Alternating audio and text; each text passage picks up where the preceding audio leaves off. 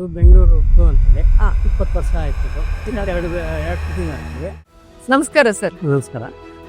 ನಿಮ್ಮ ದ್ರಾಕ್ಷಿ ತೋಟ ನೋಡಿ ತುಂಬಾ ಖುಷಿ ಆಯ್ತು ಸರ್. ಯಾವ ವೆರೈಟಿ ಸರ್ ನೀವು ಹಾಕಿರೋದು? ಇದು ಬೆಂಗಳೂರು ಅಂತೇಳಿ ಸೊ ಇದು ಹಾಕಿ ಎಷ್ಟು ವರ್ಷ ಆಯ್ತು ಸರ್? 20 ವರ್ಷ ಆಯ್ತು ಇದು. ಓಕೆ. ಮತ್ತೆ ಎಷ್ಟು ಅಂದ್ರೆ ವರ್ಷಕ್ಕೆ ಎಷ್ಟು ಸಲ ಇದನ್ನ ನೀವು ಕೊಯ್ಲು ಮಾಡ್ತೀರಾ? ಎರಡು ಫಿಟ್ಟಿಂಗ್ ಆಗ್ತಿವೆ. ಇದು ನೀವು ಇವಾಗ ಇಲ್ಲಿ ಕಟ್ ಮಾಡಿ ಎಷ್ಟಿದಾಯ್ತು? ಕಟ್ಟಿಂಗ್ ಆಗಿ ಎಷ್ಟಿದಾಯ್ತು? ಇದು 20 ದಿವಸ ಆಯ್ತು. ಸೊ ಇವಾಗ ಸ್ಟಾರ್ಟ್ ಆಗಿದೆ ಅಂತ. ಇನ್ನೊಂದು 21 ವಾರ ಹೋದ್ಮೇಲೆ ಫಾರ್ಮೇಶನ್ ಸ್ಟಾರ್ಟ್ ಆಗುತ್ತೆ. ಹಾ. ಸ್ಟಾರ್ಟ್ ಆದ್ಮೇಲೆ ನಾವು ಸುಳಿ ಆಕ್ಟ್ ಮಾಡ್ತೀವಿ. ಹಾ. ಸುಳಿ ಆಕ್ಟ್ ಮಾಡಿದ್ಮೇಲೆ ಗೊಬ್ಬರಗಳು ಏನೋ ಹಾಕ್ಬೇಕಾದ್ರೆ ಹಾಕ್ತಿವಿ. ಹಾಕ್ಮೇಲೆ ಚೆನ್ನಾಗಿ ಬರುತ್ತೆ.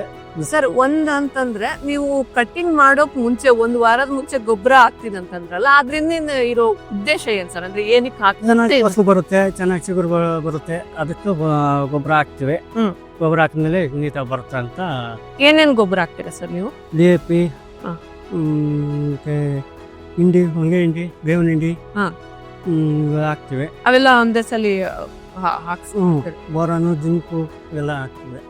ನೀವು ಒಂದೊಂದು ಗಿಡಕ್ಕೆ ಎಷ್ಟೆಷ್ಟು ಕ್ವಾಂಟಿಟಿಯಲ್ಲಿ ಕೊಡ್ತೀರಾ ಗೊಬ್ಬರ? 1.5 kg, ಹಾ.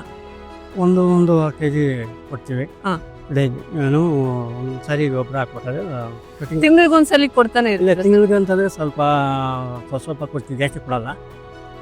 ಕೆಜಿ ಕೊಡೋದಂತ 1.5 kg ಕೊಡೋದಂತಂದರೆ ಕಟ್ಟಿಂಗ್ ಆಗಕ್ಕೆ ಮೊದಲೇ ಕೊಡ್ತೀವಿ.